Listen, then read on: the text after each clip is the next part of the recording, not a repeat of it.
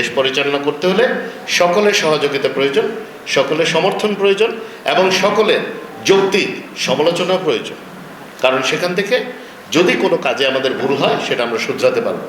যারা প্রকৃত সাংবাদিক, যারা দীর্ঘদিন ধরে নিজের জীবন যৌবন, অধ্যবসায় এবং পরিশ্রম মানুষকে সঠিক সংবাদ পরিবেশনের জন্য কাটিয়ে দিয়েছে, পার করে দিয়েছে, তারা সবাই যেন একটি বৃহৎ সাংবাদিক গোষ্ঠী বা পরিবার হিসেবে একসাথে কাজ করতে পারে।